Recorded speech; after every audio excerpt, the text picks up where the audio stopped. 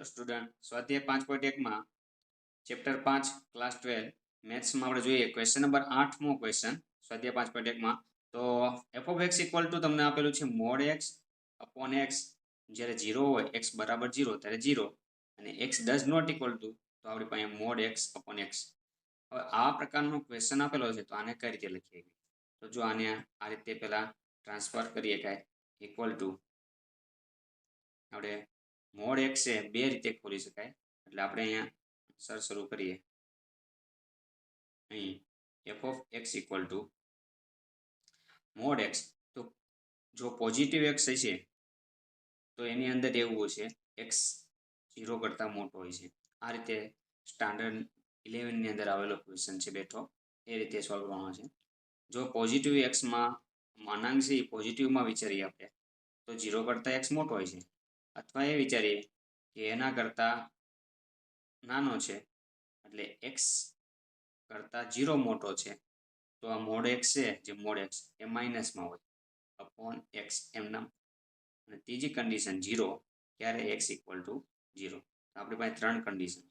અને જે સોલ્વ કરીએ તો જો અહીંયા આ સોલ્વ લખીએ કે આને ઇક્વલ ટુ આ x કટ એટલે 1, x કટ એટલે -1. આ માઇનસ છે અહીંયા 1 -1 અને 0 આવશે. x greater than 0, x less than 0 અને x ઇક્વલ ટુ 0. આપણે સાઈડ ચેક કરશું તો આપણને દેખાય છે જો બંને ડઝ નોટ ઇક્વલ ટુ, બંને અલગ છે, ત્રણેય અલગ છે. તો અહીંયા લખી શકીએ આપણે સતત નથી તો આને સોલ્વ કરીએ. Limit x tends to 0 plus f of x. અહીંયા જો 0 આપેલી છે બાજુમાં કન્ડિશન એટલે આપણે 0 લઈને ચાલશું. Limit x tends to 0 minus f of x અને f of 0. હવે 0 પ્લસ કીધા ત્યારે આપણે લિમિટ કઈ મૂકશું?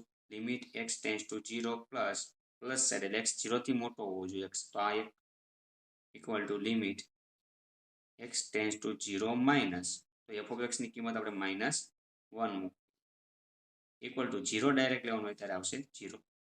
હવે અહીંયા કોઈ x તો આપેલો નથી એટલે 1 ઇક્વલ ટુ -1 ઇક્વલ ટુ 0 શક્ય નથી. ત્રણે ત્રણ અલગ છે તો લખી શકાય x ઇક્વલ ટુ 0 આગળ